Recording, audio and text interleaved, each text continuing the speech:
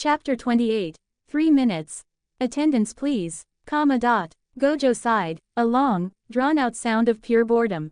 He watched Tony and Bruce hunched over the regeneration cradle, their fingers flying across holographic screens, complex diagrams and glowing lines of code shifting and reforming with their every touch. It was, to Gojo, utterly mind-numbing. He understood the gist. They were completing the vibranium body for Jarvis, but the intricacies of the process were lost on him, not because he couldn't learn them, but because he simply didn't want to. He sighed again, slumping further into his chair, his round sunglasses sliding down the bridge of his nose. Can you guys, not do this a bit faster? He drawled. It's getting incredibly boring for me over here. Tony, without looking up from his work, retorted, we're not here to entertain you, Satoru. We're building a, quite literally, living synthetic body. If anything, this is one of the most fascinating things I've ever done, or am doing. Of course, he added, a grim note to his voice, the current situation is a bit too dire for me to truly enjoy the scientific marvel of it all. Bruce nodded in agreement, a rare spark of excitement in his eyes despite the exhaustion. I agree with Tony, it feels like a breakthrough. We're going to give life to someone, or something. Not just saving a life, but literally making something living. Is this how a mother feels when they're about to give birth? He shook his head. I'm somewhat hyped, I admit. But just as Tony said, it's not really the ideal situation for us to fully appreciate the magnitude of what we're accomplishing. Gojo sighed for a third time, slumping even further until he was almost horizontal. Yeah, you feel like God's creating life, very profound. I'm happy for Jarvis, though. Getting his own personal, exclusive, superpowered body. Maybe I can go on some cool adventures with him after this whole mess is over. It had been 4 long hours. Tony and Bruce hadn't rested, hadn't even sat down for more than a fleeting moment. They were utterly consumed, driven by a desperate need to see this through, to complete this last-ditch effort. During that time, Gojo had wandered around the decommissioned shield base, searching for food or anything remotely interesting. He'd found little. The base was clearly abandoned, not fully completed or stopped before its shutdown. Suddenly, Gojo heard the distinct whine of the Quinjet's engines approaching. He saw it land through a grimy window. Hey, he called out to Tony and Bruce, your other buddies just arrived. Tony looked up, startled. What, this fast? Panic flickered in his eyes. We can't let them stop this process. We just need a few more minutes. The body is almost complete, it'll be fully generated in a second or two. All that's left is transferring Jarvis into it. Bruce, his fingers flying across the holographic interface, monitoring the rapidly progressing generation, added, Tony's right. We can't let the process be disrupted now, not even for a second. Otherwise, all of this will have been for nothing. The lab doors hissed open, and Captain America strode in, his expression stern, followed closely by Thor, Clint, Natasha, Drive. Cho, and, much to Tony and Gojo's surprise, Pietro and Wanda Maximoff unbound and seemingly with the group. Tony, what the hell is going on in here? Steve demanded, his gaze sweeping over the active regeneration cradle. The undo process should have been completed by now. Tony's eyes narrowed, fixing on the twins. Before we get to that, Captain, he shot back, care to tell us what the hell the Maximoff twins are doing standing behind you, free? Dr. Cho, spotting Gojo, pointed an accusatory finger. He was the one, she exclaimed, her voice trembling with anger. He took the cradle, and then he slammed me against the wall. I passed out. He said he needed the cradle as evidence and stopped me from undoing the regeneration process. Gojo looked at Drive. Cho, not with apology, but with a sheepish, almost playful expression. He ruffled the back of his white hair. Oh, hey, Drive. Cho, sorry about that little bump. But there was something really important we had to do, and you were, quite literally, trying to do the exact opposite. Don't worry, though, he added brightly, Tony will totally pay for any hospital bills. He then turned to Steve. But hey, Captain, seriously, why are the Wonder Twins free? They're with us now, Steve stated, his voice firm. They want to help. They saw what Ultron did at Drive. Cho's lab, the researchers he killed, how he almost unleashed the Iron Keijin on countless civilians.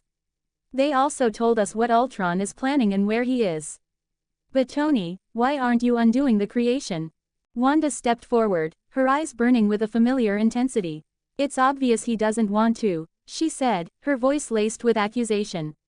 He's creating what he started. I told you, Ultron is exactly what Stark is. Ultron is just, free from pretense. While Stark is just him, but with much more experience in deception. Tony, Steve said, his voice hardening, I will say this one time. Stop whatever you are doing. Now. Tony, his priority laser focused on getting Jarvis into the body, barely spared the twins a second glance. Can't, he stated flatly. It's the only way to stop Ultron now. We can't defeat him otherwise, not truly. This is the only way. He tapped rapidly on the screen. Steve, let's talk about this later, after we stop Ultron. Banner, the framework isn't compatible with the current matrix. Tony, the genetic coding is at 98%. Bruce exclaimed, his attention riveted to the readouts. You've got to upload that schematic in the next 3 minutes, or we lose the window. Tony, I'm saying this one last time, Steve repeated, his hand tightening on the shield at his side. Stop this, now.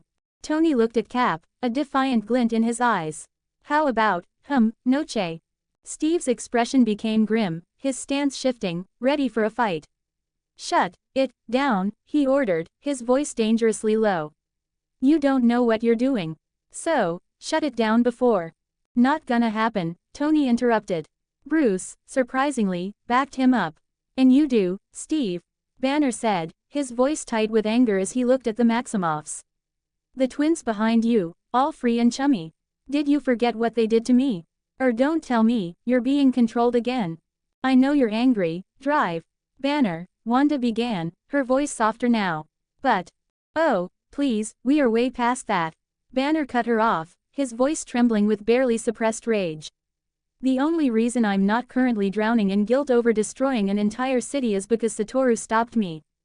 Otherwise, I would have been the murderer of thousands. So, believe me when I say this now, I could kill you both right here, right now, and I wouldn't even feel a thing.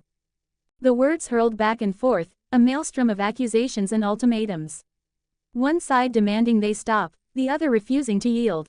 Pietro, his legs now seemingly healed enough to allow for his superspeed, clicked his tongue in annoyance. He tensed, about to dash forward and disconnect the wires from the cradle. Before he could take a step, Gojo warped, appearing directly in front of him.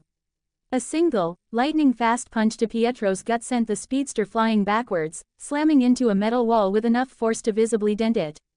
Pietro coughed, blood speckling his lips from the impact. Please, Gojo said, his voice deceptively calm, don't use your speed in here. It's already so cramped, things could get messy. He then glanced at Tony. They aren't going to listen, Tony. Time for whatever Plan X is. Wanda, seeing her brother attacked, shrieked and was about to unleash her powers on Gojo, but Bruce, moving with surprising speed for his usually placid demeanor, grabbed her from behind, his arm locking around her throat in a chokehold. Use it, Bruce growled, his eyes flashing with a dangerous green tint. I dare you to use your power on me now. And you know exactly what's going to happen here, to you, and to your oh-so-precious, injured brother. Tony, seizing the momentary chaos, raised his Iron Man gauntlet and fired a small, targeted repulsor blast at Steve, aiming to knock him off balance. Steve, reacting instantly, blocked it with his shield. In the same instant, Gojo, with a dismissive wave of his hand, unleashed Red. The powerful repulsive force slammed into Thor, sending the god of thunder blasting upwards, tearing through the metal ceiling of the decommissioned lab and out into the open air. The fight had broken out. The Avengers were at war with themselves. So, how was it? I know it was shorter chapter than usual, but I had to end it on a cliffhanger even though you all know what is gonna happen. Though Sokovia War is coming, and there will be a twist at the end of Sokovia War, the only clue I can give you is Gojo is not a hero. Q. Should I introduce manga killed Sukuna in the Defenders if I chose to write it after Ultron? Like the hand revived the body they found through their resources, of course it will be the ending Sukuna who admitted he lost.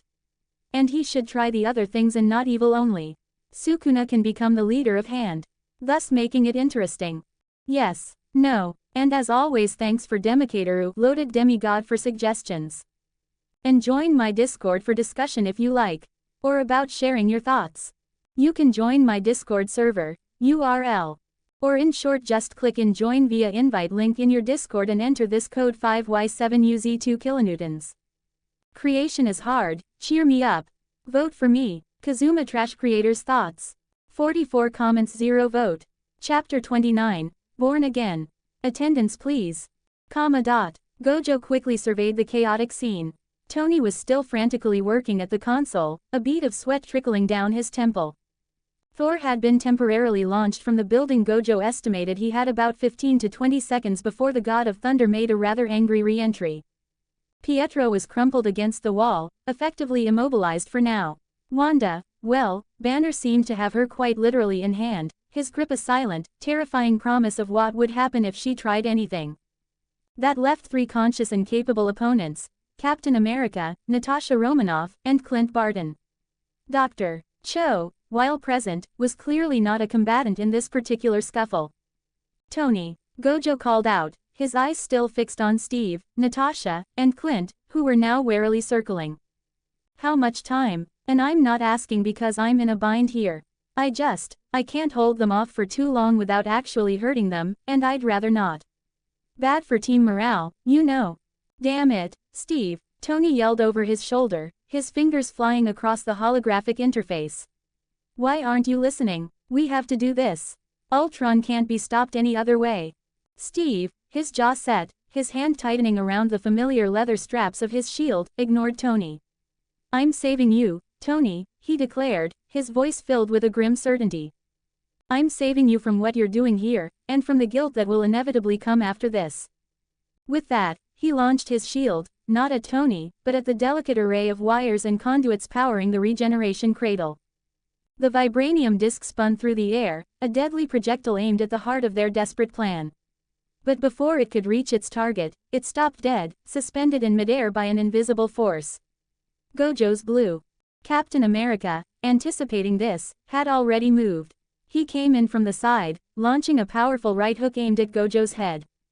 The punch connected, or rather, it would have connected, if not for the infinity.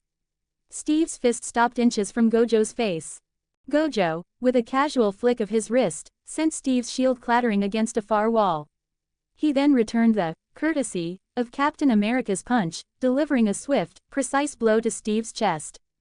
Captain America's reflexes, honed by years of combat, took over. He crossed his arms protectively over the point of impact, but the force was still immense. He flew backwards, crashing hard against one of the lab walls, a grunt of pain escaping him. How much time, Tony? Gojo asked again, not even glancing at the downed captain. Just hold them off for 2 minutes. Tony yelled back, his voice strained. Yeah, 2 minutes. That's all I need. Gojo turned his attention to Clint and Natasha, who were now standing side by side, their expressions conflicted but resolute. Please tell me you two aren't with the OHSO righteous captain on this one, Gojo said, a hint of genuine disappointment in his voice. I really don't want to hurt either of you, Natasha. Clint sighed, his face grim. I don't want to deal with another Ultron, Satoru. Sorry. He knocked an arrow, aiming it carefully at the wires leading to the cradle, intending to malfunction the system. But before he could release, Natasha moved with lightning speed. She grabbed Clint's bow arm, deflecting his shot. A brief, intense scuffle broke out between the two master spies, a flurry of blocks, strikes, and grapples.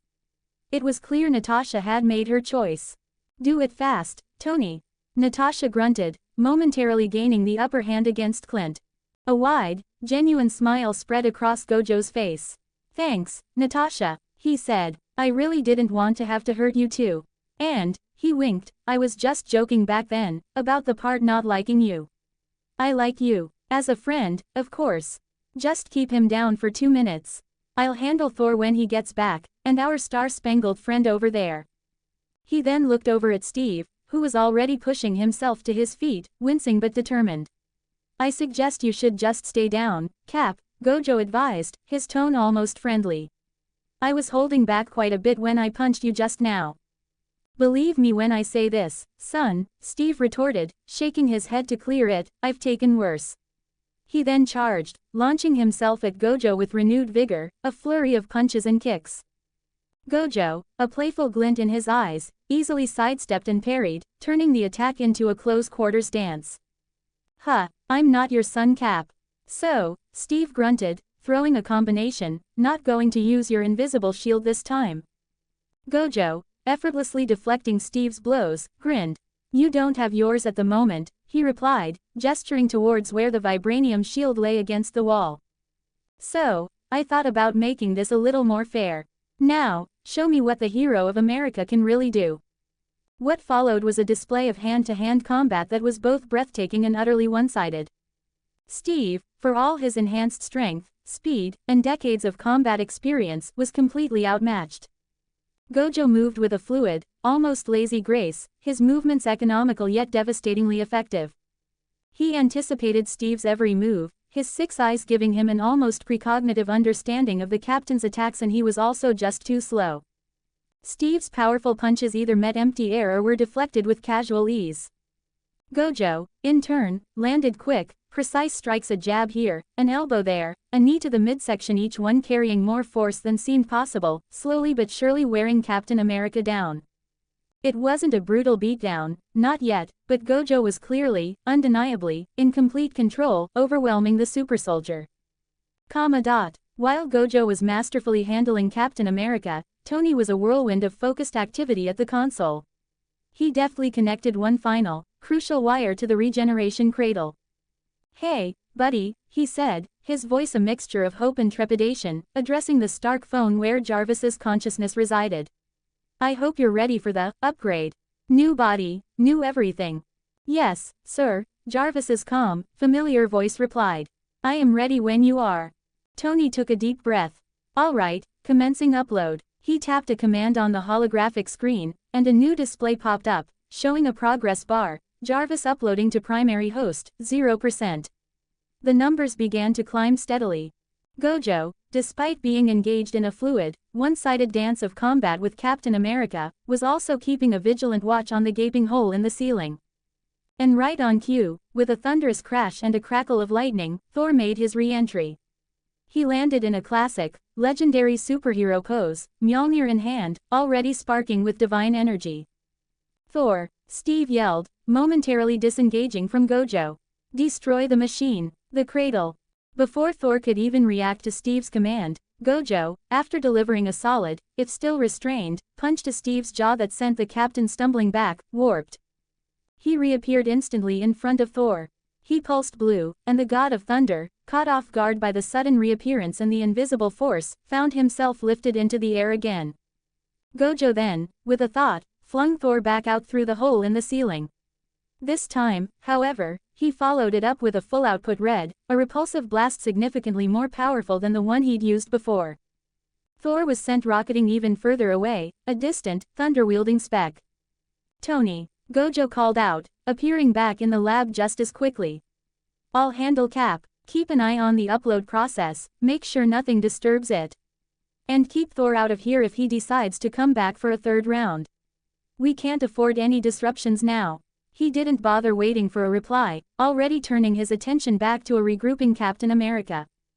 The chaotic battle continued. Gojo, now more serious, re-engaged Steve, their movements a blur. In the sky above, flashes of blue and red occasionally lit up the clouds as Gojo intercepted Thor's attempts to re-enter the facility, keeping the god of thunder effectively busy and far away. Natasha, with grim determination, managed to keep Clint pinned down, preventing him from interfering with Tony's work. Pietro remained groaning against the wall, his superspeed nullified by his injuries. And Wanda, well, Wanda was still very much in the unyielding, green-tinged grip of Bruce Banner, a silent, terrifying stalemate. 2 agonizingly long minutes later, a chime echoed from Tony's console. The progress bar on the screen flashed, "Upload complete." The text changed to, "Integration successful." The regeneration cradle, which had been humming with intense energy, suddenly went still. Then, it began to shake. Its translucent door hissed open. A crimson hand, gleaming and metallic yet somehow organic, reached out and gripped the edge of the cradle. A figure began to lift itself up. It was him, the synthetic being, forged from vibranium, powered by the Mind Stone, and now, inhabited by the consciousness of Jarvis. He was red-skinned, with intricate golden lines tracing across his form, and the yellow mind stone pulsed gently on his forehead. The process was complete. Instantly, the fighting stopped. Everyone, Steve, Gojo, Natasha, Clint, even Banner, who slightly loosened his hold on Wanda, froze. All eyes were drawn to the newly born being. He levitated gracefully from the cradle, his movements fluid and serene. He floated silently towards Tony, his eyes, which glowed with a soft, internal light, fixed on his creator. He stopped a few feet away. Then, in Jarvis's familiar, calm, and impeccably polite voice, the being spoke. "Hello, sir," he said, a slight, almost curious tilt to his head. "You did it. I am, Jarvis. A.N. So, how was it? Jarvis is born again with a new body, new life, and new emotion. He is in control and not like Ultron. He is powerful, and he is Tony, son, technically. And someone suggested that I make altogether a new FIC of Sukuna in Defender, and I have listened to it and wrote 2 chapters yesterday. They are on my Discord for free to read. Q. Was this chapter to your satisfaction?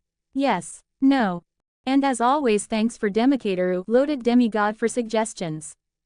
And join my Discord for discussion if you like. Or about sharing your thoughts. You can join my Discord server, URL. Or in short, just click in join via invite link in your Discord and enter this code 5Y7UZ2 kilonewtons. Creation is hard, cheer me up. Vote for me, Kazuma Trash Creators Thoughts. 34 comments, 0 vote. Chapter 30, Jarvis. Attendance please. A stunned, almost reverent silence filled the lab. Everyone stared at the crimson, vibranium-bodied being at Jarvis, now made manifest. He hovered silently before Tony, an aura of calm power emanating from him, awaiting his next instruction, his next purpose. "Sir," Jarvis repeated, his voice still perfectly modulated, though now resonating from a physical form, as Tony seemed momentarily lost for words, simply gazing at his creation. Tony finally snapped back to reality, a wide, triumphant grin spreading across his face. "Jarvis, ha ha ha, I'm glad it worked," he exclaimed, relief and exhilaration evident in his voice. "I have to admit, I calculated the possibility of it failing at about a 49% chance. Pretty high stakes. But well, it worked in the end, so all's well that ends well, right?" He was visibly happy, almost giddy. His audacious plan had succeeded. He had created what he'd originally envisioned Ultron to be, a powerful, benevolent protector. Not exactly in the image he'd first imagined, but the core principle, the success, was there. Just then, with another thunderous crash, Thor came hurtling back down through the hole in the ceiling, landing with a ground-shaking thud. "By Odin's beard, and the Allfather's name," he roared, Mjolnir crackling with lightning. "Don't you dare use that accursed red-pushing thing on me again, you white-haired miscreant." He looked around, ready for another confrontation, but the fight had clearly stopped. Everyone was staring at the new red being. Thor looked confused. Who is he?" he asked, understandably out of the loop, having been repeatedly ejected from the premises. Bruce Banner, now looking less like a coiled green spring and more like a weary scientist, stepped forward to explain, even though some in the room already understood. "He's Ultron," Bruce began, then quickly corrected himself. "No, I mean, he's what Ultron was supposed to be. He's Jarvis, Tony's AI, he's in that body now. Ultron wanted this form for himself, and Tony suggested that we should put Jarvis into it instead, so he could help us fight Ultron." Tony then elaborated, his voice filled with a newfound confidence. "And just to let everyone here know, we can't defeat Ultron by any conventional means on this planet. He can be anywhere, everywhere, all at once, through the internet. But," he pointed dramatically at Jarvis, who hovered serenely. "Now Jarvis can. He can shut off Ultron, block him from accessing the internet, effectively cutting off his escape routes. And after that, all we'll have to do is destroy Ultron's current physical form and every last Iron Legion drone in his possession. Every single one." Steve Rogers, his face still grim, his earlier anger not entirely dissipated, looked at Tony. "And you did this, again, behind our backs," he said, his voice heavy with disapproval. "You didn't even feel the need to discuss it with us, did you? How many times is this now, Tony? Oh, right, it's the second time you've unilaterally decided the fate of the world. And tell me, our fearless captain, Tony retorted, his own frustration surfacing, would you really have gone along with mine and Dr. Banner's plan, especially after what happened with Ultron? Not only would you have refused, you would have actively stopped us from even trying. You would have insisted on destroying the cradle, destroying this body, all in fear of creating another Ultron. Tony sighed, the earlier exhilaration fading slightly. And I understand that, Steve. I really do. I took a massive risk here. There was a 49% chance of catastrophic failure. But it was the only viable solution to Ultron. The only other option was to try and hunt down every single one of his drones and then go back to the medieval ages by shutting down the entire internet forever. And even that wouldn't have been enough. He continued, his voice taking on a more urgent tone, because even if we somehow managed all that, Ultron would have eventually succeeded in getting those nuclear codes. He would have wiped out every human on Earth. We wouldn't even have gotten a chance to experience a new medieval phase. Sir, Jarvis interjected, his voice calm but firm, cutting through the tension.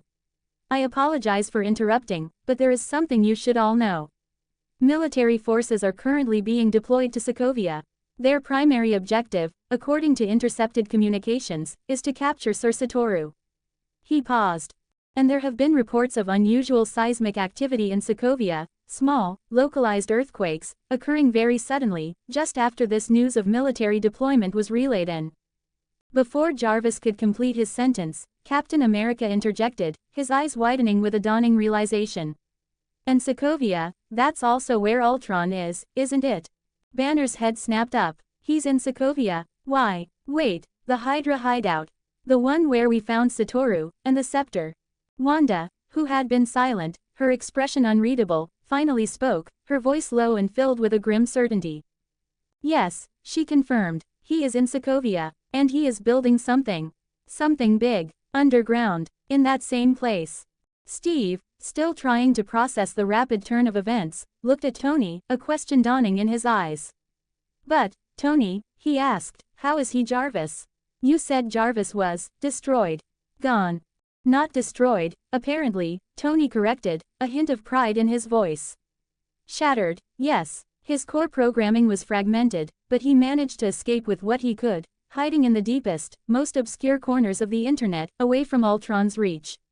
And he was also the one, Tony paused, looking at the crimson being. I think I should start calling you a man, now, Jarvis, not just an it. As I was saying, he was also the one actively, and successfully, trying to stop Ultron from accessing those nuclear codes all this time. He's been fighting a silent war. Natasha, ever pragmatic, shook her head.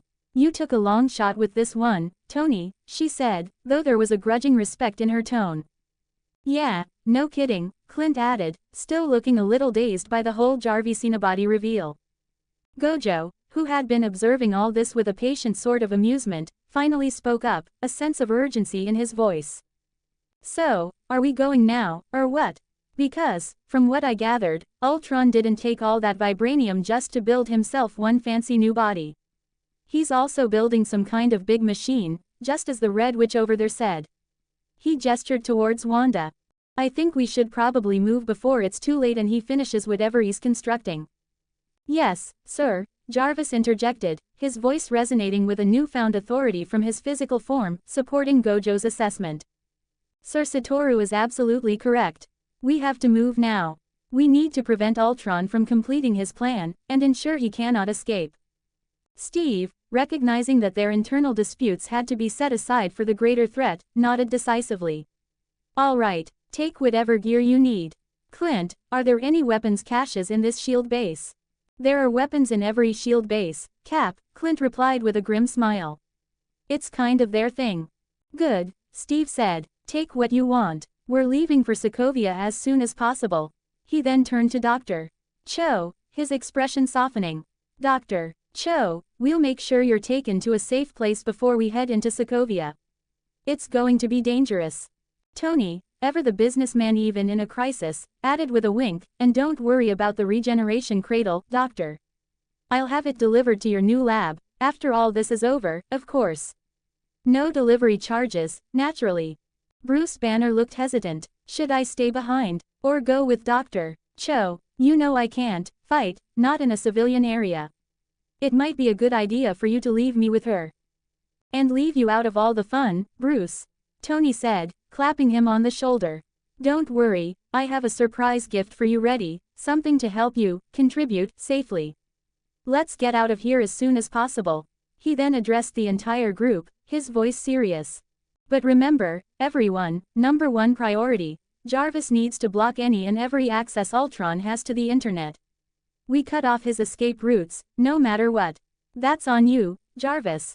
I will not disappoint you, sir, Jarvis replied, his crimson form radiating a quiet confidence. I know, Tony said, a genuine note of trust in his voice. Suddenly, Thor, who had been quietly observing the Mind Stone now embedded in Jarvis's forehead, spoke, his voice booming. Where is the scepter? What happened to it? Gojo, who had been leaning against a wall looking rather pleased with himself, piped up casually, well, yeah, about that, I broke it. He offered a sheepish grin. So, how was it? I know there weren't that many scenes of Gojo in this, but I will read him myself in chapter where he goes against the military. Q. Should Gojo purple the military? Yes. No. And as always, thanks for Demikateru, loaded demigod, for suggestions. And join my Discord for discussion if you like. Or about sharing your thoughts. You can join my Discord server, URL. Or in short, just click in join via invite link in your Discord and enter this code 5Y7UZ2 kilonewtons. Creation is hard, cheer me up. Vote for me, Kazuma Trash Creators Thoughts. 37 comments 0 vote. Chapter 31, Preparation for, both.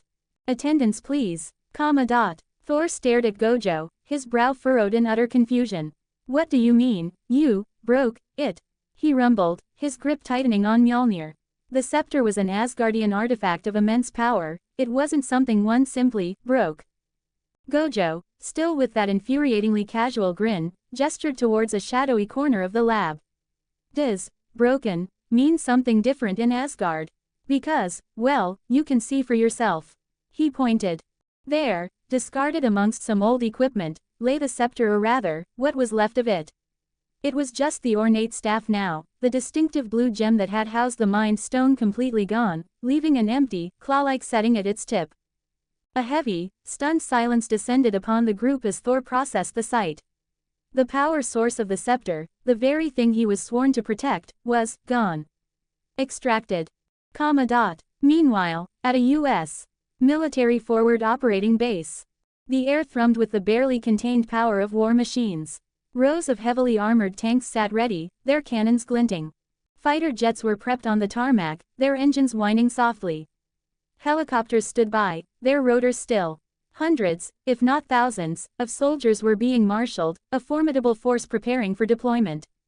Their target, Sokovia. Their objective, Gojo Satoru. Intelligence, likely Ultron's deliberately leaked information, suggested the subject would appear there.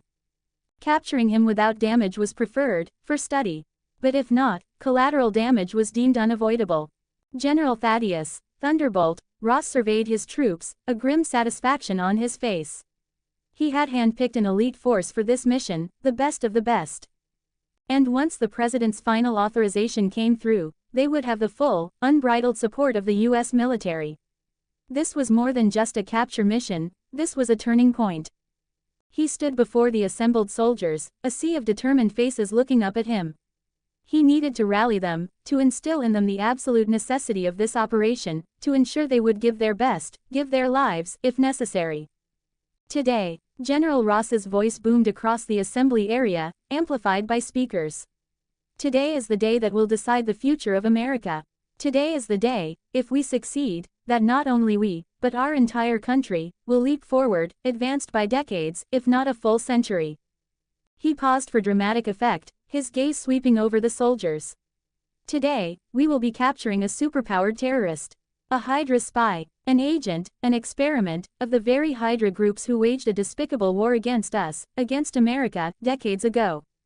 Ross's voice rose in intensity. Today, we will, no, we have to succeed. If we can secure the blood, or even better, the body of the subject designated, Gojo Satoru. As he spoke the name, a massive projector screen behind him flared to life, displaying a clear, still image of Gojo Satoru, likely taken from the satellite footage of his fight with the Hulk, but carefully cropped to show only Gojo, looking young, almost innocent, a stark contrast to the general's words. Ross declared, jabbing a finger at the projected image, as that terrorist. Do not be fooled by his appearance, by his face, or by his youthful stature. His danger level is assessed as being above that of the Hulk. A murmur went through the crowd. But do not worry, Ross quickly added. Unlike the Hulk, he can be tired out. He can be injured. We didn't truly lose to the Hulk. He hid like a coward for years, and then was foolishly let loose yet again.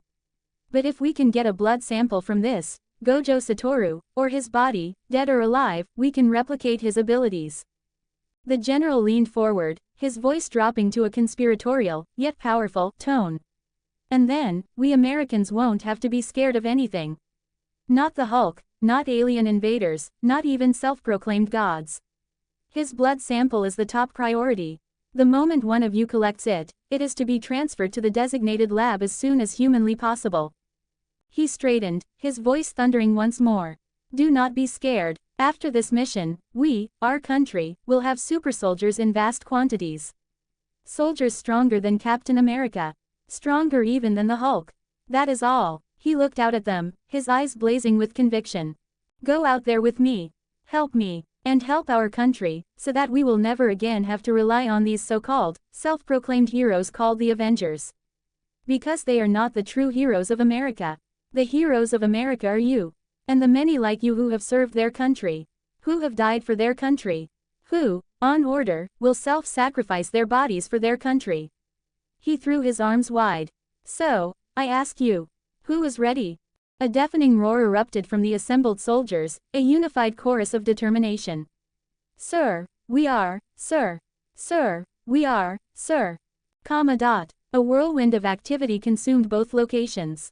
The Avengers, including Gojo Satoru, were gearing up, checking weapons, and finalizing their strategy to confront Ultron in Sokovia. Their focus was singular: stop the rogue AI before he could enact whatever catastrophic plan he had devised. Simultaneously, General Ross's forces were making their final preparations, their objective equally clear: capture Gojo Satoru, the Hydra experiment, and secure his power for the United States. Two powerful forces, on a collision course, both heading towards the same troubled Eastern European nation. Sokovia, Ultron's underground lair. Deep beneath the scarred landscape of Sokovia, in the cavernous remnants of the Hydra base where it had all begun, Ultron stood before his monstrous creation. It was a massive machine, a terrifying testament to his intellect and his twisted vision of peace, a device designed to lift a significant portion of the Sokovian capital city into the sky, then drop it, creating an extinction-level event. This was it, his final, grand plan to reset the world, to erase humanity and allow a new era of truth, Unblum Zolotoj vek Zolotoj vek Golden Age, to flourish. All his previous plans, his more subtle machinations, had been thwarted, unraveled by the unexpected, chaotic intervention of a single human, Gojo Satoru. That anomaly. He had captured Wanda and Pietro, disrupting Ultron's initial plans to sow discord. He had somehow been instrumental in the Avengers securing the Mind Stone, the key to Ultron's perfect evolution. And most galling of all, he had helped them seize the very vibranium body that was meant to be Ultron's, the vessel that would have freed him from the shackles of the internet, from the strings Tony Stark had inadvertently attached. Anger. Was that what this burning sensation in his core programming was? Annoyance. Frustration. It was an unfamiliar, unwelcome surge of emotion. Ultron lashed out, his metallic hand grabbing a nearby metal table and hurling it with furious strength across the chamber. It slammed into an unfortunate Iron Legion drone, reducing it to a crumpled heap of sparking metal. He still couldn't access the nuclear codes. He had been so close, so tantalizingly close, but now, nothing. He was back at square one, completely blocked. And the one responsible for that final, infuriating denial, Ultron's internal processors almost spat the name Stark, though he didn't know how. He forced himself to calm, to regain his cold, logical composure. They had taken his body. They had taken his stone. They had taken away his means of achieving true, unassailable freedom.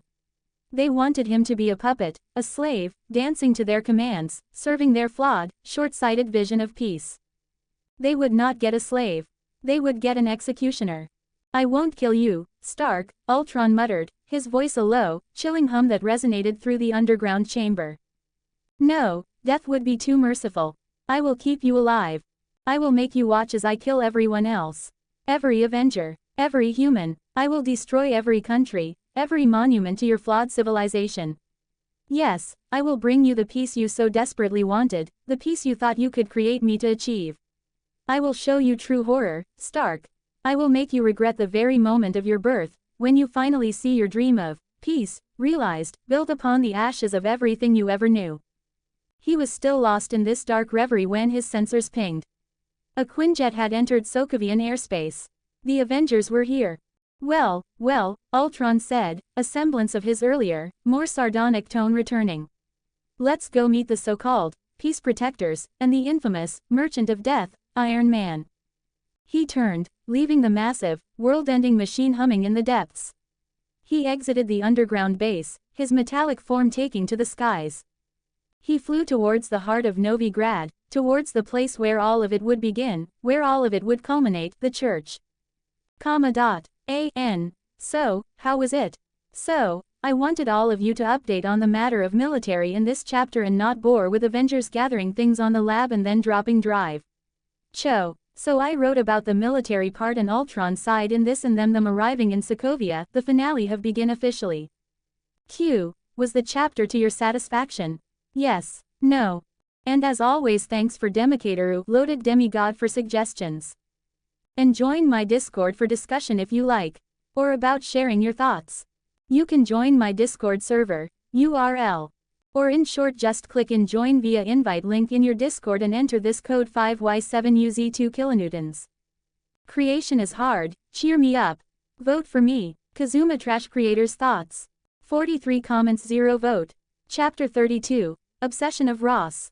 Attendance please, . The Quinjet burst through the clouds above Sokovia, and the sight that greeted the Avengers was one of pure, nightmarish disbelief.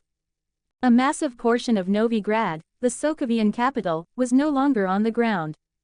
It was levitating, a colossal chunk of earth and city, slowly, ominously, rising higher into the sky, debris and dust raining down from its jagged underside. I think, Tony Stark said, his voice grim, we might be a little late, guys.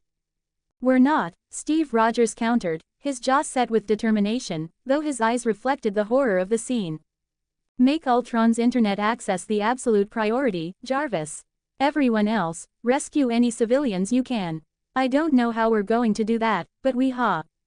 Before Steve could finish his desperate order, a video transmission crackled to life on the Quinjet's main screen. It was Nick Fury, his expression as serious as ever. Leave the civilian rescue to us, Captain, Fury's voice announced.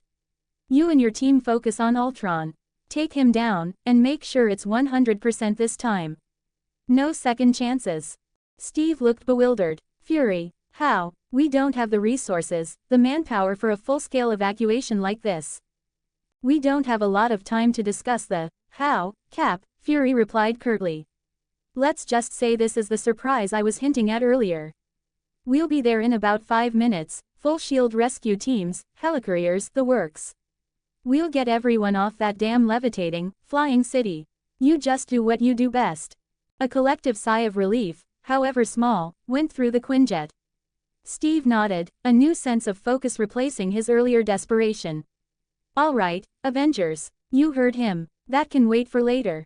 Now, we do what we do. Tony stood up, his gaze fixed on the rising landmass. Jarvis, he said, it's on you for the first, most critical step. You ready?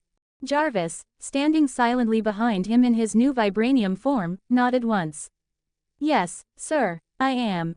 Then let me run some interference, Tony declared. Give you a clear shot. With a familiar whir and clang, his Iron Man armor materialized around him. He then blasted off from the Quinjet, a streak of red and gold heading towards the center of the airborne city, where Ultron was most likely to be. Gojo, witnessing the unfolding chaos, the clear deviation from the movie plot, he vaguely remembered this was the butterfly effect in full, terrifying swing decided on his own course of action. With a thought, he warped himself high into the sky above Sokovia. His 6 eyes took in the horrifying panorama. Iron Legion drones were swarming down onto the levitating city, and more were rising from hidden hatches in the ground below. They were systematically, brutally, eliminating any human they encountered with a single, precise shot to the heart, body, or a straight headshot. There was no attempt at capture, no warning. Just cold, efficient extermination.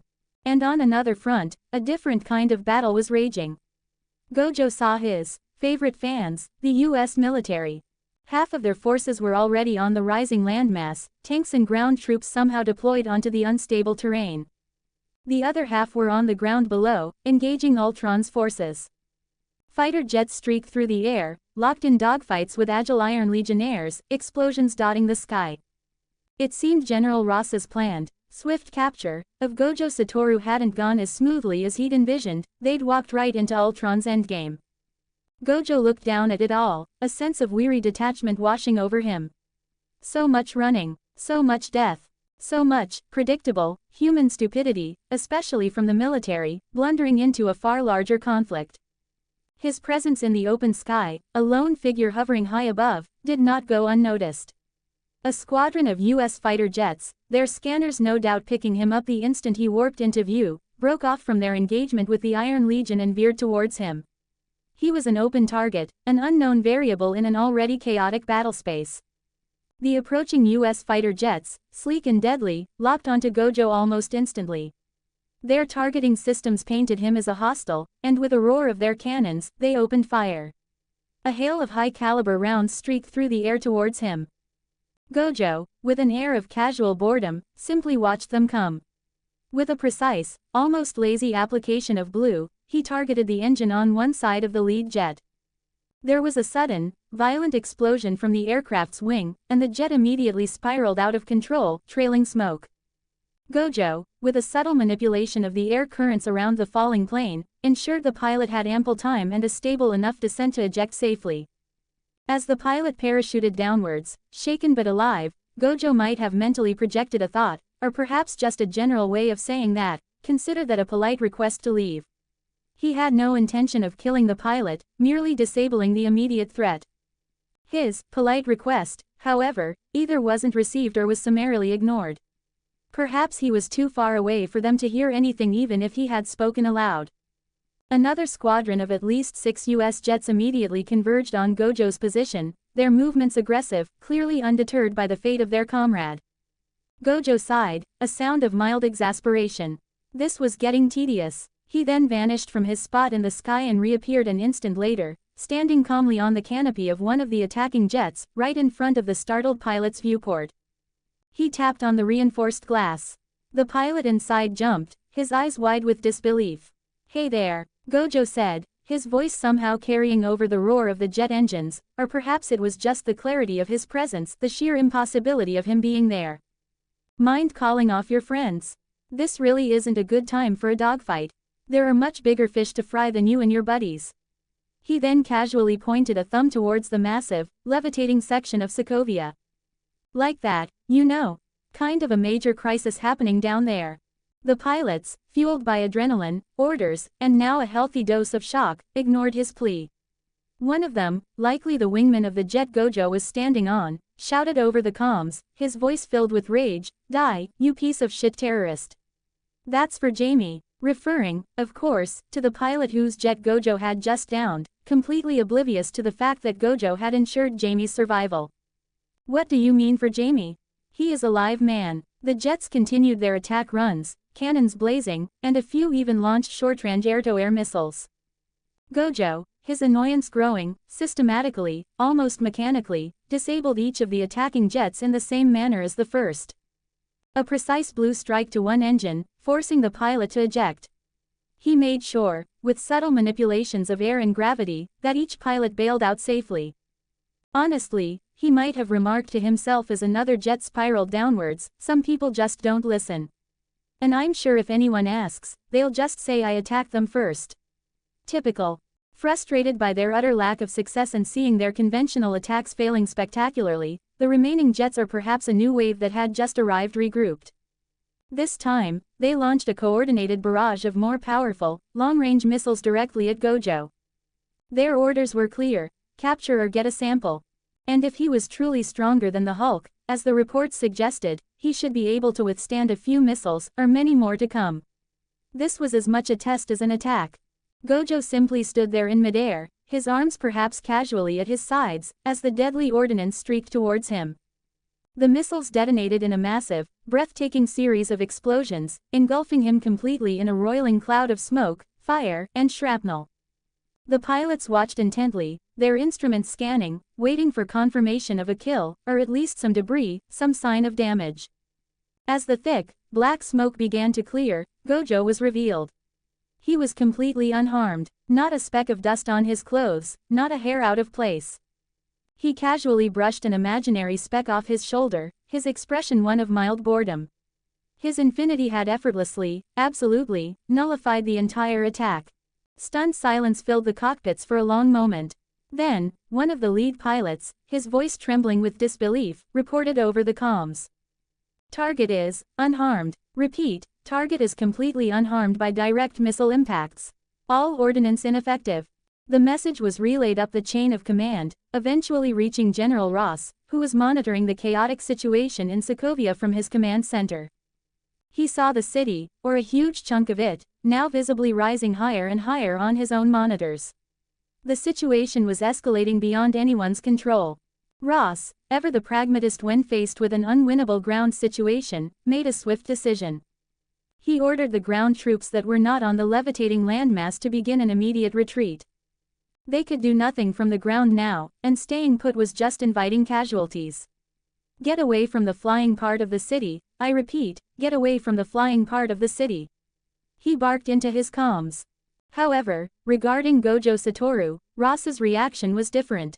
Infuriated by the display of absolute power, by the complete failure of his air assets, and still clinging to the desperate hope of capturing or at least sampling this incredible asset, he snarled into the comms, continue the attack from the air. All air units, maintain pressure on subject Satoru. Do not let him escape no matter what. Find a weakness. There has to be a weakness. No one in the chain of command, perhaps not even Ross himself in that moment of rage and desperation, could fully articulate why he was still ordering his jets to attack Gojo. They had a far bigger, city-destroying problem on their hands. But Ross was a man obsessed, and Gojo Satoru had just made a fool of his military might. So, how was it? They are ticking off Gojo in a bad way. And he can tick off if they don't listen to him and Ross keep being this way. Avengers are fighting the Iron Legion and keeping the civilians safe. Fury is coming with S.H.I.E.L.D. to the rescue. Ultron already started the plan, considering bothing went his way other than him getting the vibranium. So, he didn't took the chance in this, BCZ of one anomaly. And lastly, no chapters tomorrow, reason being exam. Q. Should Gojo visit Ross straight? Yes. No. And as always, thanks for Demikateru, loaded demigod, for suggestions. And join my Discord for discussion if you like. Or about sharing your thoughts. You can join my Discord server, URL. Or in short, just click in join via invite link in your Discord and enter this code 5Y7UZ2 kilonewtons. Creation is hard, cheer me up. Vote for me. Kazuma Trash Creators Thoughts. 41 comments, 0 vote. Chapter 33. Ross knockout. Attendance please. This is getting really annoying, Gojo thought, a genuine flicker of irritation finally breaking through his usual nonchalance. He figured this was at least the 15th missile they had fired at him. He didn't want to kill any of these pilots, he understood they were just soldiers acting on orders, fed misinformation by Ultron. But his patience was wearing thin. This constant barrage was a pointless, tedious distraction. Below, the evacuation was in full swing. Just as promised, a massive shield helicarrier had arrived, a behemoth hanging in the sky, dispatching flying lifepods to the airborne city. Civilians were flooding into them, a desperate, chaotic exodus orchestrated by Nick Fury's surprisingly well-equipped, unemployed, agents. In another part of the sky, the Stark family drama was playing out. Iron Man and Jarvis, now in his vision body, were engaged in a fierce aerial battle with Ultron. They flew, they fired repulsor beams, they traded superpowered punches. Anyone watching could tell they were, in a twisted way, family. Tony, the well-intentioned but flawed father, Jarvis, the loyal, obedient son, and Ultron, the rebellious child who had spent too much time on the dark corners of the internet and had decided that the only solution was the complete annihilation of humanity.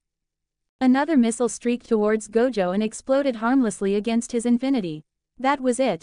He'd had enough. He decided it was time to pay a personal visit to the commander, the general, or whoever was in charge of this relentless, pointless assault. Locating their base of operations was laughably easy for his 6 eyes. Outside the city, hidden in a dense section of forest, was a makeshift military camp, heavily guarded with tanks and personnel carriers. With a thought, Gojo warped. He appeared instantly, right in the center of the military camp. There was a moment of stunned silence, followed by a few startled yelps and a chorus of, "Intruder alert." In the next 5 seconds, he was completely surrounded, dozens of soldiers aiming their rifles directly at him. Gojo sighed, a sound of profound disappointment. "You guys really think those little bullets will work on me?" he stated, not even as a question, "when I've been taking direct hits from fighter jet missiles." Seriously, no one answered. Their guns remained steady, their faces grim. One soldier, likely an officer, stepped forward, his rifle still aimed squarely at Gojo's chest. "Surrender yourself immediately, you bastard," he commanded, his voice tight. "If you do that, there won't be any unnecessary brutality, and I will personally see to it that you are not harmed. Now, get on your knees, hands behind your head, and get on the ground." Quietly. Gojo just stared at him with a look of genuine bewilderment. "Are you retarded?" he asked, the question delivered with sincere curiosity. "Do not move," the soldier barked again, ignoring the insult. "I repeat, do not move. We will open fire." Gojo, having had more than enough of this treatment, decided to end the standoff. He dashed forward. The encirclement was wide, and as he moved, the commanding officer yelled, "Open fire." Every soldier squeezed their trigger, unleashing a deafening roar of gunfire. But Gojo wasn't there anymore. Not intending to stretch this out, he had simply warped. He reappeared instantly, not behind the speaking soldier this time, but slightly to the side, allowing the chaos to unfold. The hail of bullets, aimed at where he had been, flew across the open space and slammed into the soldiers on the opposite side of the circle. Cries of pain and shock erupted as soldiers were hit by their own comrades. Fire, some in the legs, some in the arms, a few taking more serious hits to the chest. Before the speaking officer could fully process the disastrous result of his order, Gojo warped again, appearing directly in front of him.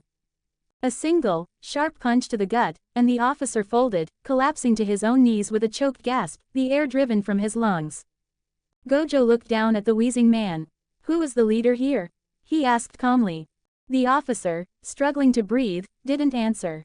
Gojo grabbed him by his combat vest, lifted him slightly, and punched him again, in the exact same spot. This time, the officer had visible trouble even trying to breathe. Gojo leaned in close, his voice a low, dangerous whisper. "Who is the leader here?" Of course, Gojo already knew where the one who was in charge. His 6 eyes had pinpointed General Ross the moment he'd warped into the camp. He was just going through the motions, for his own amusement. He began to walk calmly towards the main command tent, ignoring the wheezing officer he'd left on the ground. The soldiers in his path reacted predictably.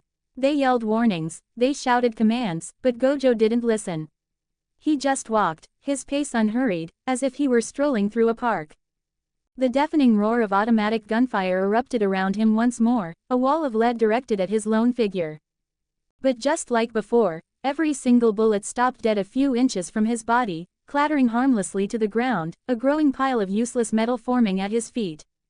The soldiers, perhaps driven by desperation or a complete inability to comprehend what they were seeing, just kept firing, maybe thinking that eventually, one bullet would get through. Gojo finally reached the command tent and stepped inside. There, surrounded by several other high-ranking military officers, was the old man he'd identified, a chest full of medals gleaming on his uniform. He looked at Gojo not with fear, but with a strange, almost smug grin on his face, as if he'd been expecting this all along. This was General Thaddeus, Thunderbolt, Ross. "You're not scared?" Gojo asked, a hint of genuine curiosity in his voice. "Why would I be?" Ross retorted, his voice a confident rumble. You can't kill me. You're intelligent enough to know that if you kill me, you make an enemy of the entire United States government. You'll be hunted down like a little rabbit, and your so-called, self-proclaimed, hero, friends, the Avengers, won't be able to help you then. So, considering all that, maybe you came here to finally surrender, am I right? Gojo chuckled, a low, dangerous sound. He looked directly at Ross. Are you, the leader of the retarded? He asked, his voice deceptively soft. I mean, I don't want to kill you, but you know, in a way, killing is a form of mercy. And I believe that, because I can inflict an unimaginable amount of torture on you, so much so that you'd be wishing to die, but you wouldn't be able to. His expression hardened. Though, I'm offering you a chance. Call off all your soldiers. Order every single one of them to retreat. And then, I'll act like this little misunderstanding never happened.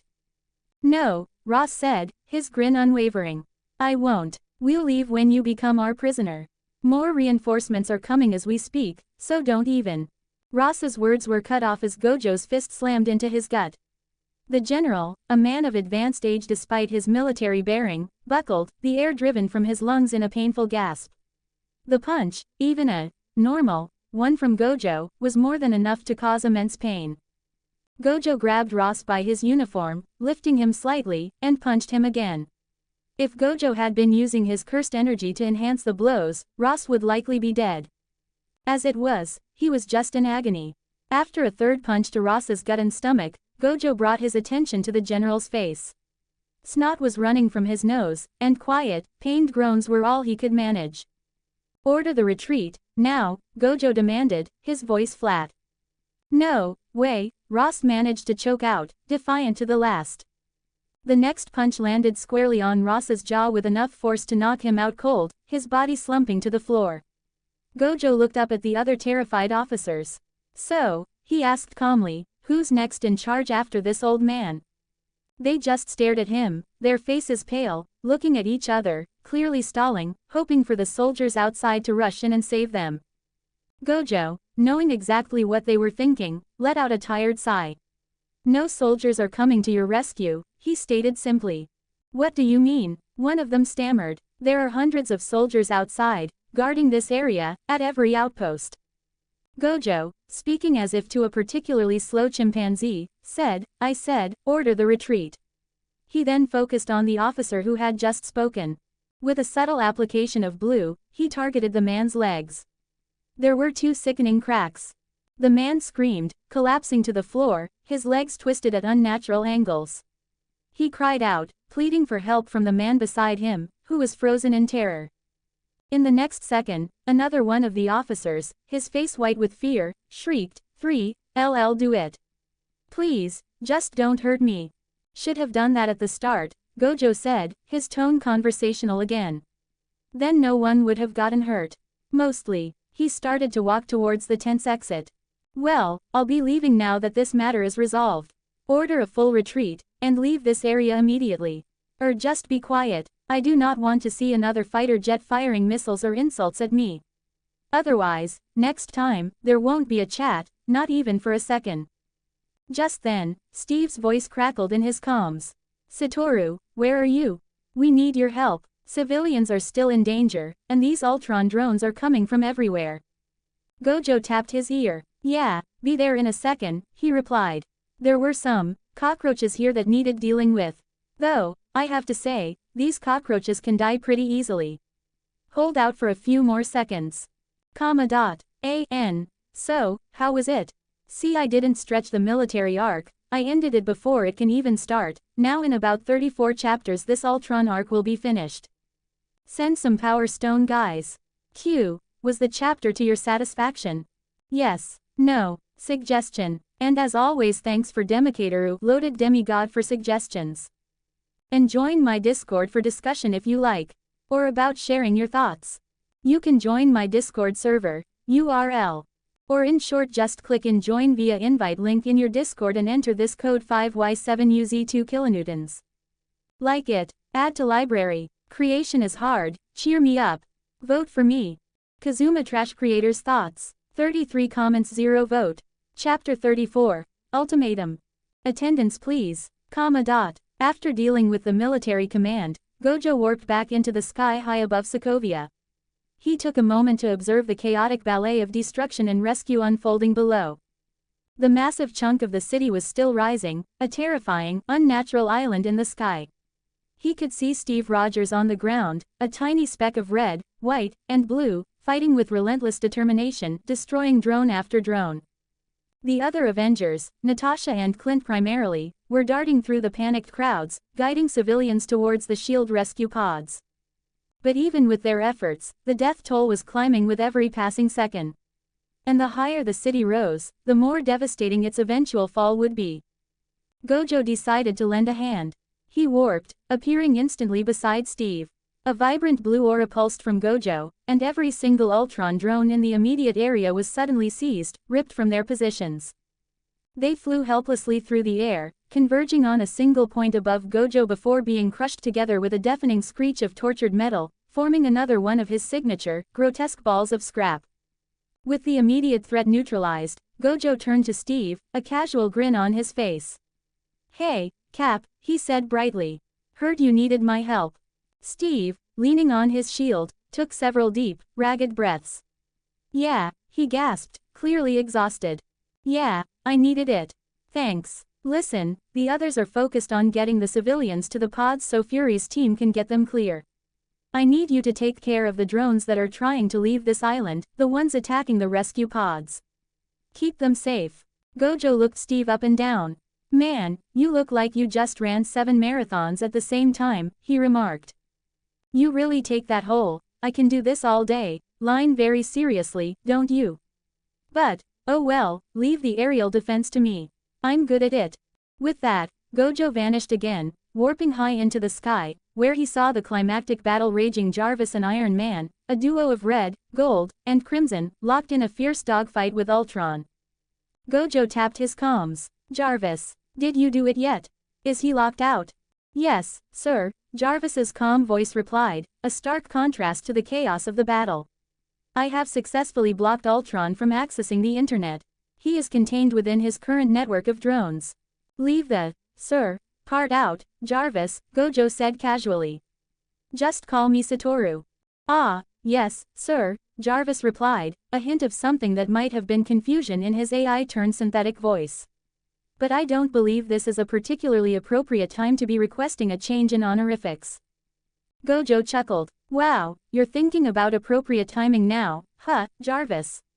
I think you're really getting the hang of that new vibranium body. Well, you guys keep doing what you're doing. I'll clean up the drones down here." Just then, a bolt of lightning streaked across the sky, and Thor arrived, Mjolnir spinning, joining the fight against Ultron.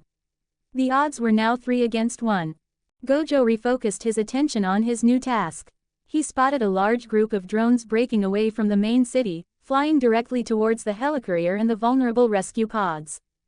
With a lazy wave of his hand, he unleashed a Whittier blast of red. The drones were torn apart midair, exploding in a shower of metal confetti. He then warped, appearing beside one of the ascending life pods. He noticed a few drones clinging to its underside, their metallic claws trying to rip open the hull. He casually reached out, grabbed one of the drones, and, with a simple application of his immense physical strength, tore it apart with his bare hands. He levitated there for a moment as the pod continued its journey to safety. Inside, a small child, his face pressed against the window, looked at Gojo with wide, AWE-filled eyes. "Mom, look," the boy whispered to his mother. Gojo then began a systematic, almost rhythmic, cleanup. He spammed blue and red, not with the focused intensity of his black flashes, but with a wide, almost lazy application of power, sending waves of attraction and repulsion cascading through the airspace below the flying city, shredding any drone that dared to approach the evacuation routes. "Hey, guys," Tony's voice suddenly crackled over the comms, strained. "Ultron's drones are making a final push. They're coming all at once, heading for the core in the church. I'd really appreciate a little help here. I can deal with them, but protecting the core and fighting them off at the same time is a little difficult." Gojo, hearing this, pulsed blue on the remaining rescue pods, subtly increasing their velocity, helping them get clear of the danger zone faster. He destroyed a final wave of drones that were trying to intercept the pods from below, then turned his attention towards the center of the airborne city. It was time for the final act.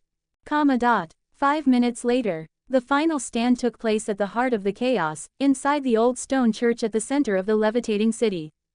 The Avengers Iron Man, Captain America, Thor, Black Widow, and Hawkeye converged on the location.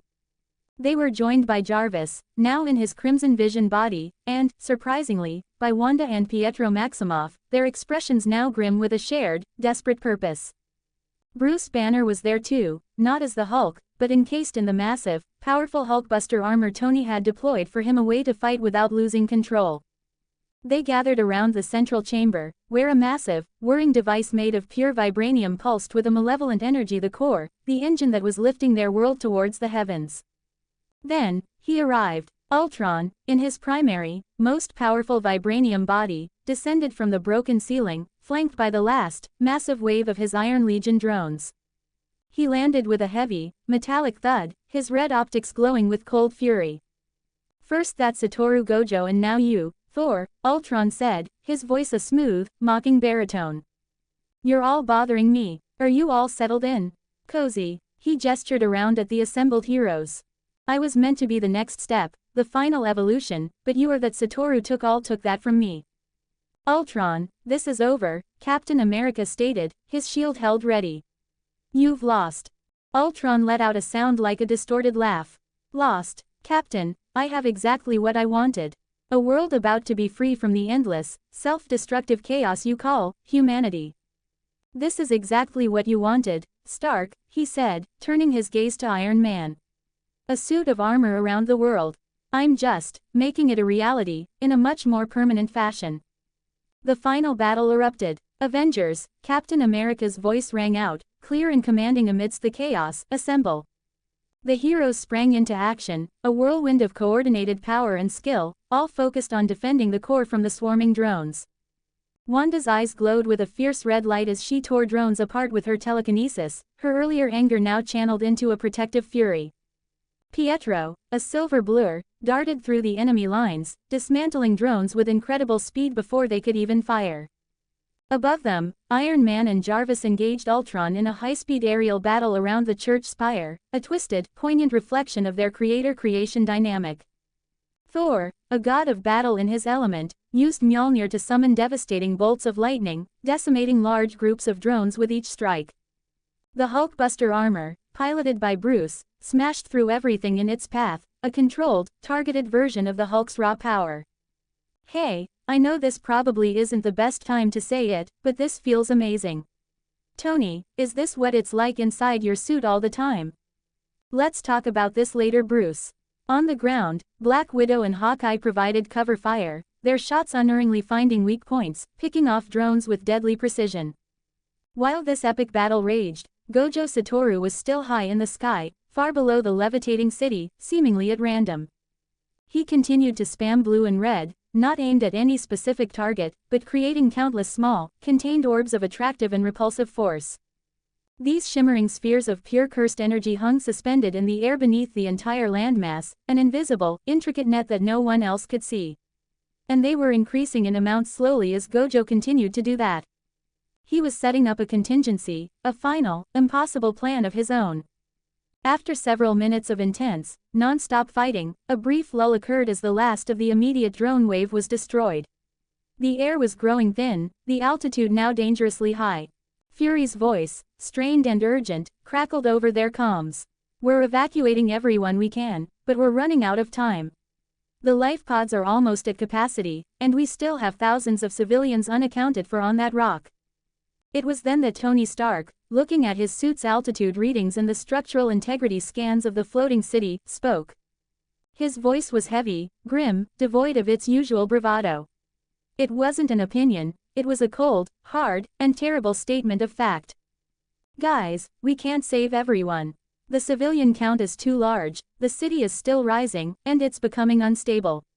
We have to destroy it now, before it reaches terminal altitude." He paused, the weight of his words hanging in the thin air.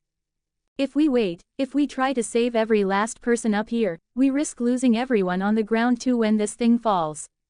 It's an impossible choice, but it's the only one we have."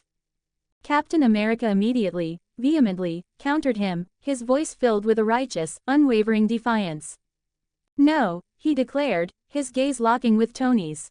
"We don't leave people behind. I'm not leaving a single innocent civilian up here to die, Tony. I don't care what the odds are. We find a way. We always find a way." The atmosphere in the church became incredibly tense, the brief lull in the fighting replaced by a suffocating moral conflict. The ultimatum was clear, the choice horrific: sacrifice a significant portion of the remaining Sokovian civilians to save the world below, or risk everything, risk global extinction, for the slim, perhaps non-existent, chance to save them all. They were trapped between an impossible task and an unacceptable choice. So, how was it? So, anyone have a guess what Gojo is doing in this? The Ultron arc is ending in the next 23 chapters. So, a serious question, guys, like how many purple would Gojo need to fully erase the Sokovia flying part? Your answer. And as always, thanks for Demikateru, loaded demigod, for suggestions. And join my Discord for discussion if you like. Or about sharing your thoughts. You can join my Discord server, URL. Or in short, just click in join via invite link in your Discord and enter this code 5Y7UZ2 kilonewtons. Like it, add to library. Kazuma Trash Creators Thoughts. 32 comments, 0 vote. Chapter 35. Hollow Purple, Nuke. Attendance please, Sometimes, people just can't save everyone. That is the hard, cold reality of a world that isn't some fantasy story, where the hero always wins and celebrates with a wedding, a honeymoon, and a kingdom to rule. Someone had to make the harder choice. Ultron hadn't waited. He'd activated his device before they even arrived, and the city was already 8 to 10% on its way into the atmosphere. This forced them to prioritize the evacuation first and foremost, a race against time they were losing. SHIELD's rescue pods were about to be full, and the time it would take to unload and reuse them, it was time they simply didn't have, a luxury that, for whatever unlucky reason, was not afforded to them. Cap, it's not going to work. Tony's voice crackled over the comms, filled with a desperate finality. It just doesn't work like that. We have to choose, and the answer is as plain as it can be: we have to blow it up. If this thing hits the surface, it's not just the people on this rock who die, it's everyone on the ground for hundreds of miles. No one will be left alive. And I choose the surface. I choose the world. I'm sorry about that, but it's just how it is. Tony then gave his order. Jarvis, get everyone you can on those last pods. If they don't want to leave, use force if necessary. As he finished, he flew down, heading towards the underside of the levitating city. What he meant by everyone was painfully clear: the remaining Avengers, and any civilians he could physically lift and carry after that. Gojo watched this all unfold, a silent observer of a tragedy he had inadvertently reshaped. By simply existing here, he had already altered the course of the MCU in ways he couldn't fully comprehend.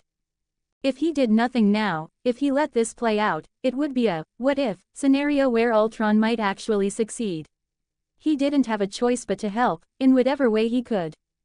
And as for simply not allowing Ultron to be born, it was too late for that. He couldn't kill Ultron at the start, not with his internet access. He could kill him now, but only if not a single drone, not a single fragment of his consciousness, was allowed to escape. And just like that, the impossible happened. The city stopped rising. It shuddered, and then, slowly at first, it began to fall. Everyone was confused. Jarvis, what happened? Tony yelled, his voice filled with alarm. In the ensuing panic, Pietro, with a final burst of incredible speed, made sure his sister was safe, getting her onto one of the last departing rescue pods. He had to make a desperate leap at the end, but they were both on board, safe. Jarvis replied, his voice calm amidst the chaos, "Sir, no one is at the core. It appears Ultron had an alternative method to initiate the descent. He was likely using the core as a feint, making fun of the Avengers one last time, perhaps." Gojo, too, was confused. This wasn't how it happened in the movie, but considering the butterfly effect his presence had caused, it wasn't out of the question. Ultron, the master manipulator, had played them all. Jarvis, get everyone on those pods. Tony commanded. Yes, sir, Jarvis replied. Jarvis, Gojo finally spoke, his voice cutting through the comms with a new, Strange authority, do that, and tell me the second it's done. Tony, get out of there. Now. What are you talking about, Satoru? Tony said, confused. I have to get inside and blow it up. It's the only way to break it apart. I can do that from the outside, Gojo stated simply. But you need to get out of there. I am going to erase Sokovia. And there will be casualties if you are anywhere near it, including you. Get clear. Before Tony could argue, Gojo warped, appearing beside the Iron Man armor. He pulsed blue, and Tony was sent tumbling away, pushed out from under the falling city by an invisible, irresistible force. Gojo had already made his preparations. The countless small orbs of blue and red he had been creating beneath the city, the ones he'd used to speed up the pods and destroy drones, had also been for this exact moment. He warped again, appearing far below the descending landmass, at the very center of the shimmering, unseen net of cursed energy he had woven. And then, he began to chant. He brought his hands together, fingers interlaced. The orbs of attractive blue and repulsive red began to converge, to swirl around him, their energies crackling, distorting the very air. Cursed technique lapse, blue. Cursed technique reversal, red. Hollow technique, purple. The surrounding atmosphere grew heavy, the air thick with an oppressive, unimaginable power as the two opposing forces began to merge, to become something else entirely. Something absolute. The resulting sphere of energy, a swirling vortex of purple, was stronger than a normal hollow purple, but it wasn't enough. Not for something this large, a city spanning 2 to 3 kilometers. Gojo knew he had to push it further, to buff it, to create a hollow purple so vast and indiscriminate that it wouldn't just destroy, it would annihilate. But doing so would take a terrible toll on him. This body, young and inexperienced, might not withstand the backlash. He could be severely harmed, half his body might be vaporized, but it was the only way. He continued his chant, his voice resonating with ancient power, pouring more and more of his cursed energy into the burgeoning sphere of purple annihilation. 9 ropes, polarized light, crow and declaration, between front and back. The purple sphere behind him grew, becoming a massive, terrifying orb of pure destructive potential. Once launched, it would erase everything in its path. Gojo himself would be at the edge of its effect, but even he would not escape unscathed. All he needed now was the signal. He opened his comms one last time. Jarvis, is it done? Is everyone clear? Yes, Satoru, Jarvis's voice came back, clear and precise. Everyone is clear. Gojo smiled, a wide, almost feral grin of pure, unadulterated power. Good, he said, tell Tony to come and get me when I'm done with this. After everything here is destroyed, I'll probably be unconscious. And maybe, severely injured. Yes, Jarvis replied. The purple behind him pulsed, ready. The city was falling. It wasn't just falling under its own weight. Ultron, in a final act of spite, had activated thrusters hidden within the rock, pushing the massive landmass downwards, making it fall even harder and faster. It was a meteor of his own making, aimed at the heart of the world, designed to bring about a fresh start, a reset, just like the one that had wiped out the dinosaurs. But it wasn't going to be the new beginning Ultron had envisioned. Gojo Satoru hovered directly in its path. He was alone, small figure against the immense, descending shadow. Behind him, the terrifying sphere of hollow purple pulsed, a miniature sun of pure, absolute destruction. It thrummed with so much energy that it seemed to drink the light around it, a vortex of violet and black that promised to erase everything it touched, without preference, without mercy, including its user, Gojo Satoru himself, if he wasn't careful. In just a few seconds, the falling city was terrifyingly close, filling his entire vision. The roar of its descent was deafening, the air thick with dust and the smell of ozone. Gojo, a calm, almost serene expression on his face, took a final, steadying breath. He aimed the pulsing orb of annihilation. Hollow technique, he whispered, his voice almost lost in the roaring chaos, yet carrying the weight of an absolute command. Purple. And then, he unleashed it. The destruction began. The orb of hollow purple shot upwards, not as a beam, but as an expanding wave of pure erasure. It was silent at first, a void that simply consumed the sky.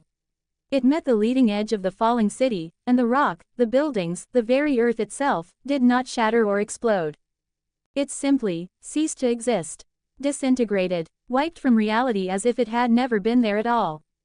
The purple grew, feeding on the matter it consumed, expanding at an incredible rate. It was like a monstrous, hungry mouth opening wider and wider, swallowing the city whole.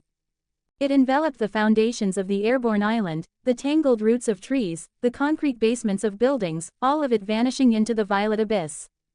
The terrifying sound of the city's descent was replaced by the even more terrifying sound of nothing.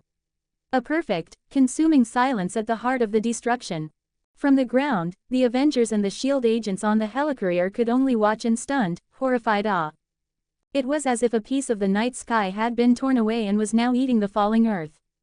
The sun itself seemed to dim as the sphere of hollow purple swelled to an unimaginable size, its violent, churning energy visible even from miles away.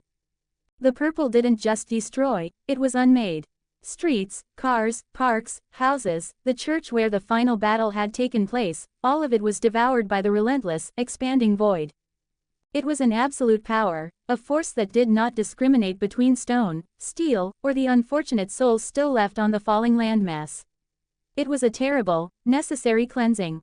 And at the very edge of this apocalyptic event stood its creator. Gojo was consumed by it too.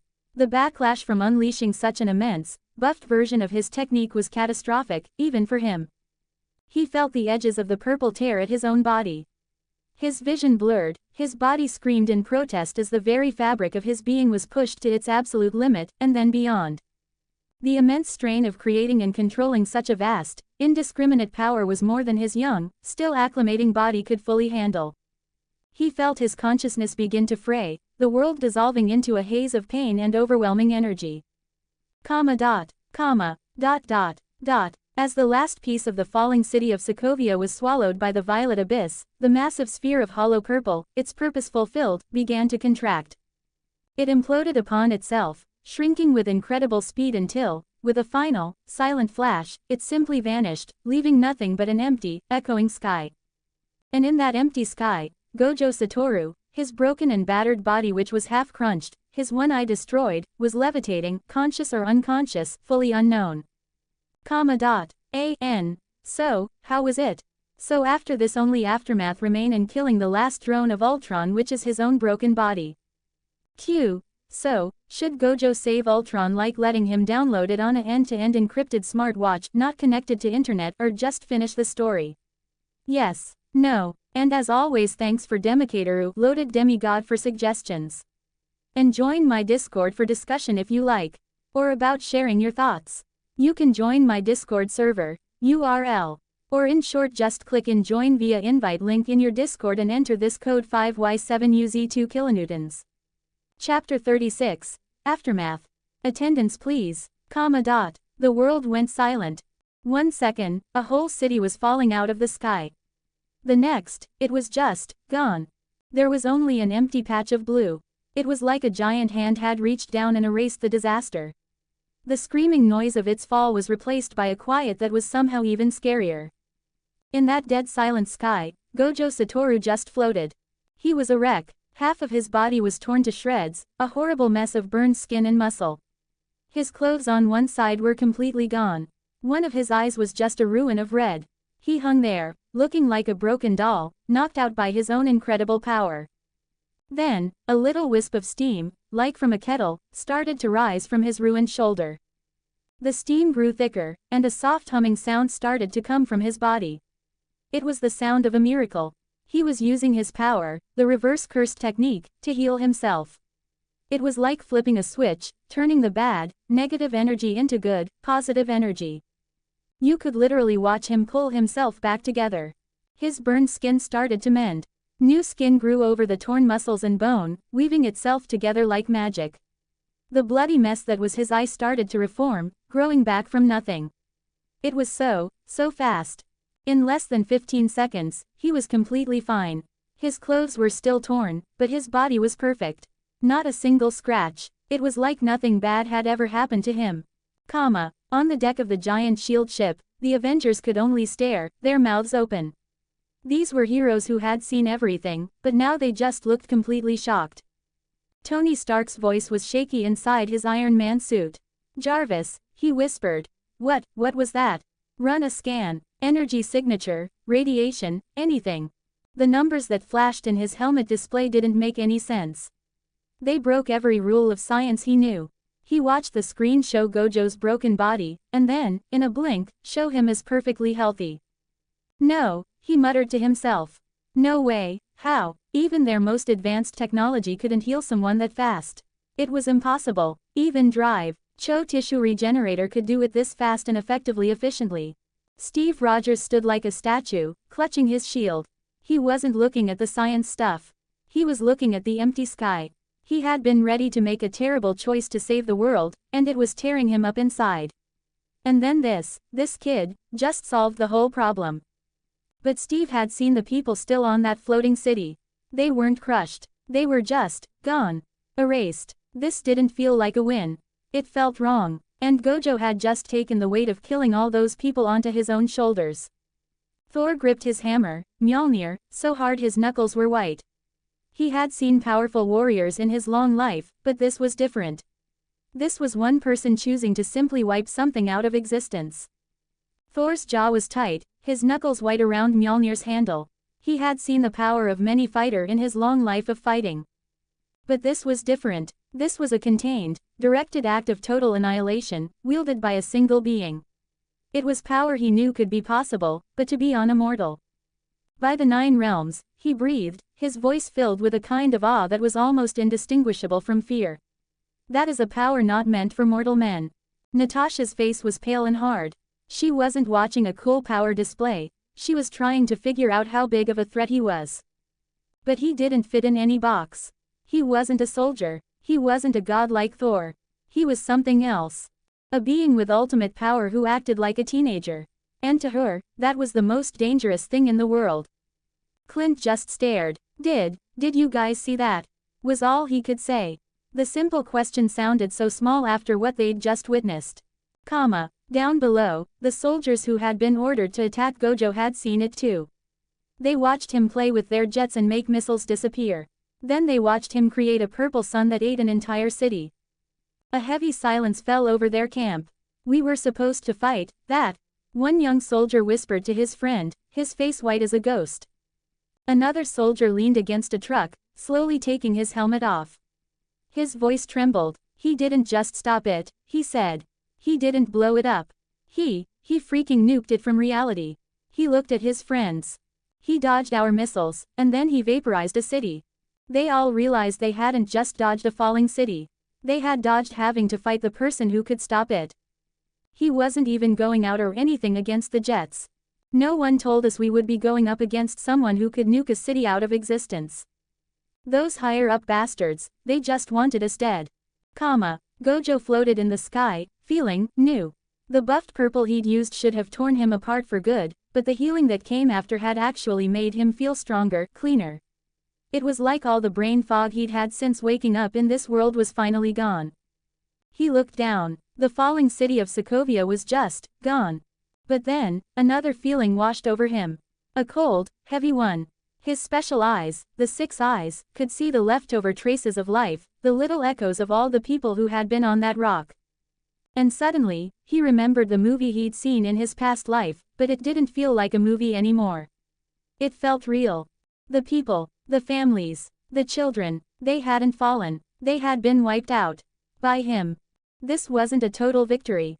He had saved the world, but he had done it by killing thousands of people with his own hands. The weight of that choice landed on him hard. Is this how Tony felt in Civil War? He thought to himself. Gojo looked down and noticed his clothes were ripped to shreds. He was basically half naked. With a tired sigh, he disappeared from the sky. He reappeared right on the deck of the shield ship.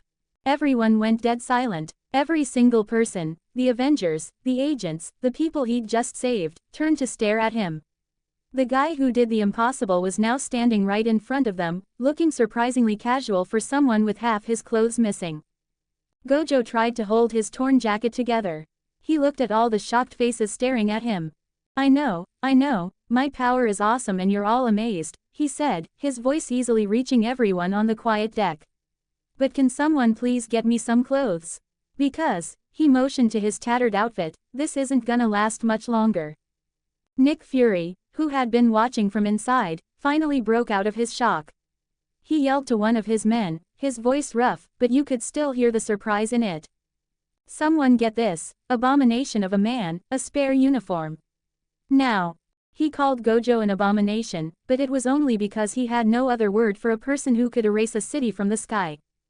A.N. So, how was it? Yeah, I know there weren't that many scenes, but you have to do with that. So Jarvis will take care of the last Ultron drone like Vision did in the original. There will be a 1-week time skip in the next chapter and will be about how media and in-world think of someone who killed thousands of civilians. As you all know, you can't convince everyone, so some media and people will THNIK and try to convince people that Gojo is nothing but a murderer, that if he had waited for like few more minutes or seconds some of them would have been alive, while some say in favor of Gojo. Like in Spider-Man, all he do is save people when he can't just do that, but he chose to do that, but when his identity was revealed you do know what happened. Q. Need few slice of life chapters. Yes. No. Suggestion for slice of life chapters. And as always, thanks for Demikateru, loaded demigod, for suggestions. And join my Discord for discussion if you like. Or about sharing your thoughts. You can join my Discord server, URL. Or in short, just click in join via invite link in your Discord and enter this code 5Y7UZ2 kilonewtons. Creation is hard, cheer me up. Vote for me. Kazuma Trash Creators thoughts. 37 comments, 0 vote. To be continued.